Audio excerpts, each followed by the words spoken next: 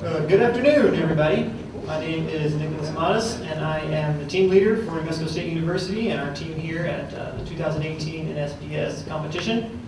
I'd like to welcome all of you here. You guys are already here. I'm going to pass it off to my team members here in a second. I have Matthew right here, Isaiah, Ryan, and Aaron. And take it over to Matt. All right, so just a brief overview about our presentation today.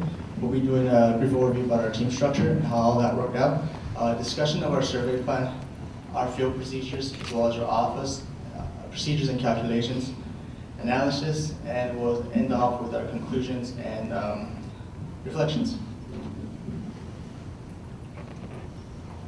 So to go over our crew structure, each team member had a say in our decision-making process. We weren't too much on a structured team system until later on during the survey.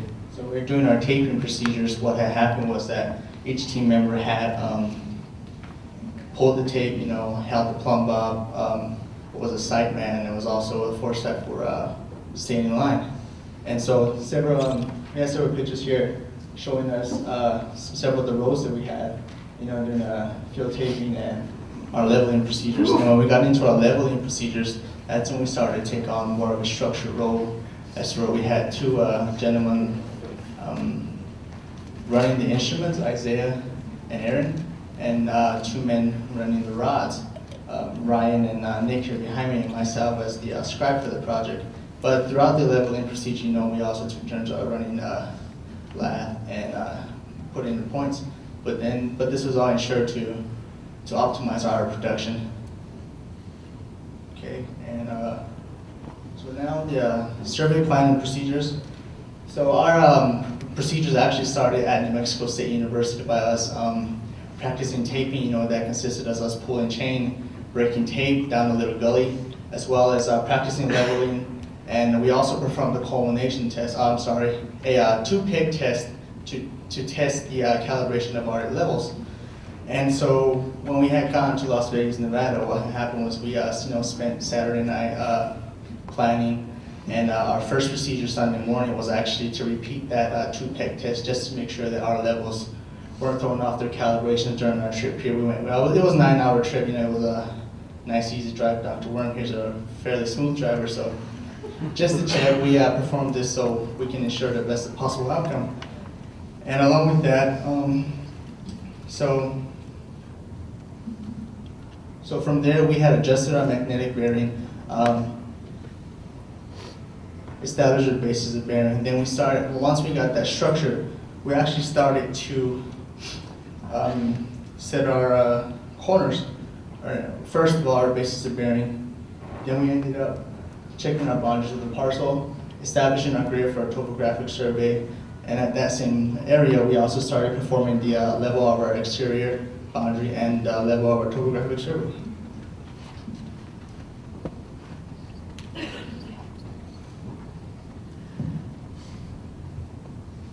Okay, so the first thing we did before we got over here is we actually met up on our campus at MSU. We developed a safety plan, got everything all into order, and we conducted our first peg test with our level. Made sure that was all good to go, and it was, so that worked out. And then we started practicing taping, which we later went over with the total station to check our distance, and it really just helped everyone with our teamwork and working together. Okay, I'll talk a little bit about the survey plan. Basically, our starting point for creating the boundaries of our parcel was from the control point. And basically we got an azimuth from our given magnetic declination, which was 11 degrees 42 minutes. And from there we established a reference line to get to our first point. And we broke tape from the control point to the corner east of our parcel. And then from there, we established another point, which is opposite of the first the first point that we initially established, and we broke tape to that corner, and then from there we came up with the 90 method, which will be explained later on in the presentation. And we broke tape also on the, I believe on the north corner point. And then from there, we broke tape coming from the center point to our last corner point.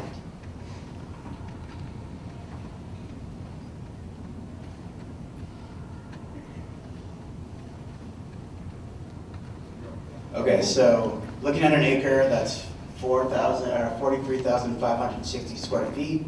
Now we had to take the square root of that to get each side of the parcel, which is 208.71 feet. And we can put that in the Pythagorean theorem, and we come out with our diagonal, which is 295.16 feet. And we divided that in half to 147.58 feet. And we went from our midpoint to our first corner point.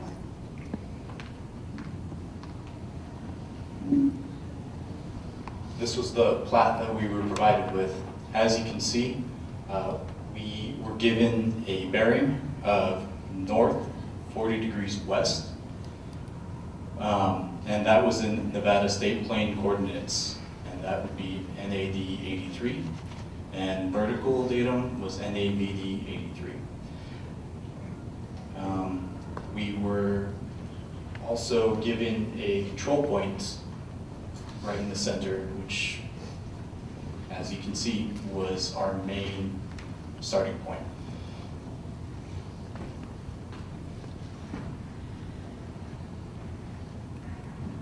Okay, I'll go over the procedure of a peg test. Basically, you set up your tripod in the middle of two points and at equal distance, and the observer of the automatic level takes an observation reading of the elevation of point A and point B, and then the tripod is removed to a different location nearby the first initial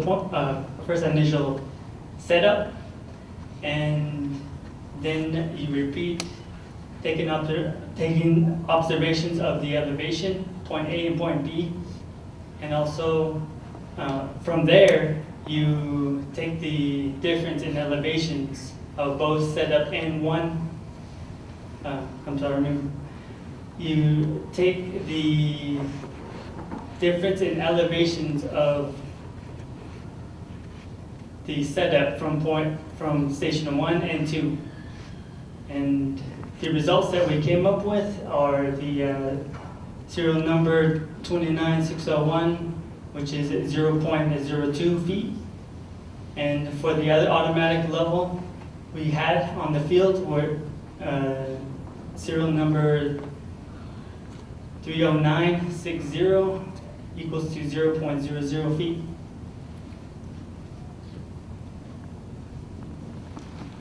We also had to adjust our compass for magnetic declination. In Nevada, our magnetic declination, which was given, was 11 degrees 42 minutes east. So what we did was we adjusted west so we could establish our grid north.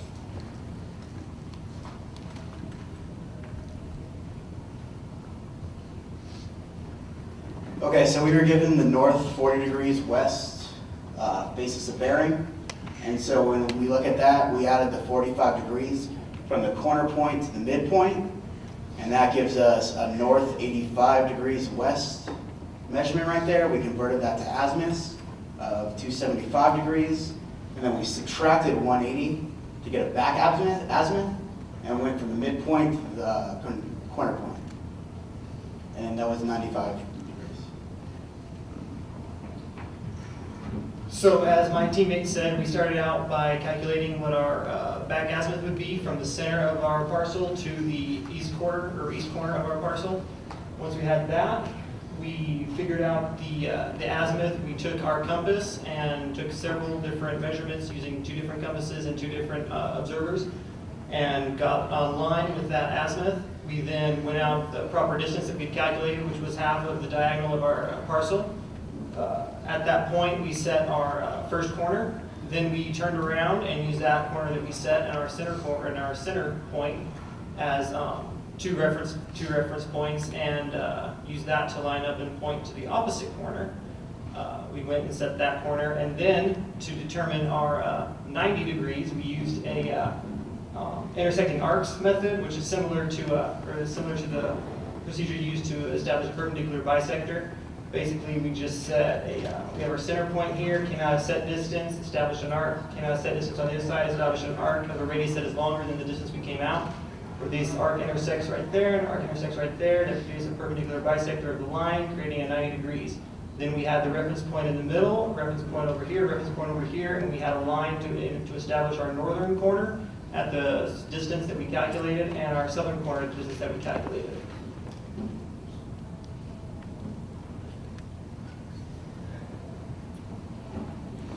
So once our four corners were established, in order to test our accuracy of the placement of corners, we ended up measuring between points, only using 100-foot steel tape. But because of the high winds, we had broken tape at 50-foot intervals. But at the same time, when we were testing our boundaries, we had also started setting our grid.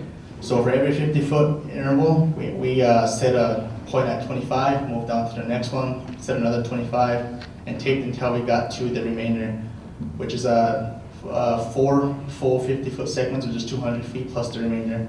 And we continued this all the way around for each of the 4 sides. And once we did that, that established our grid, so we could start leveling around our boundary, and also that established our grid for the Topo survey.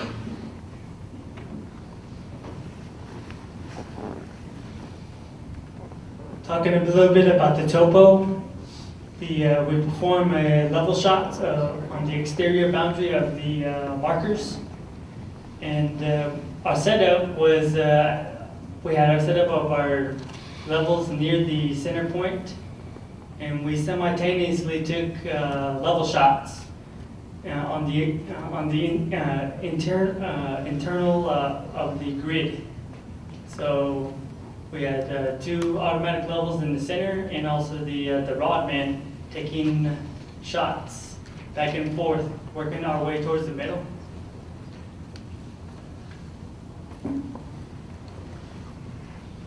We also had a few natural features that we needed to pick up in our topo. And how we accomplished this was we set a reference in line with one of our grid lines, and we measured from that boundary line to that physical feature. And what we did was we took a high point, a low point, and the other high point. So once we made all our observations, which I don't know if you got that, but for a while there we were running 2 levels with 2 rod men and 1 note taker. So when we get down to the wire with our time, a little bit better time measure would have been better. Anyways, we get back into the office and we begin to look at the data in AutoCAD. We begin with our control point in the middle, which is established right here. Then we drew the first point, which we calculated with the azimuth and the distance, like we did in the field, that's right there. Then we drew a circle with the radius of the calculated distance, and since all 4 other corners of our parcel were established at the same distance, that's right there. Drew a circle with the radius at the measured distance to the next point, which we checked when we were establishing our grid markers on the edge of our parcel. That allowed us to have an intersection of where the next line would end, and so then we drew that line right there and repeated the process going around of just doing circles with radius. The reason we did this is because we didn't have any angles to reference off of except for our initial azimuth. So we could only trust our distances, and this was, to be fair, it was an efficient way to establish our parcel by doing our distances. Then we went and calculated relative precision and linear misclosure of our total measured distance. As you can see, we got 1 in 2014. Not as good as we would have liked, but without doing any angles and just doing distances, we weren't too disappointed with it. We added ticks to the boundary like we did in the actual survey out in the field. Then we established our grid lines in between them. The reason we did this is because we had a little bit of an issue when we were establishing our grid lines. We are done. Yep. So, any questions from the judges?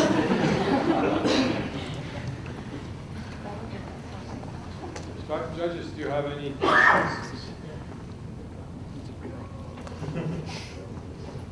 Other than what was the rest of it?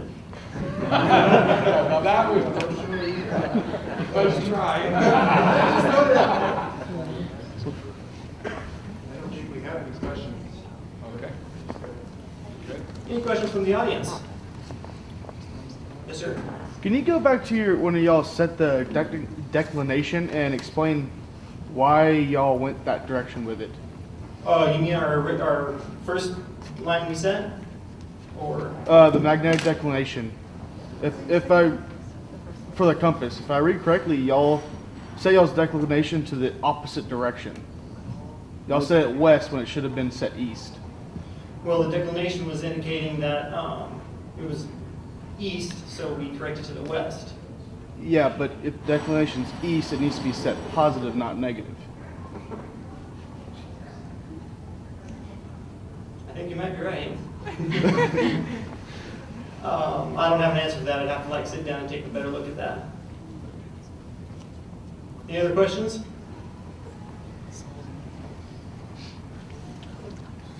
Okay. No? Okay. Thank you very much.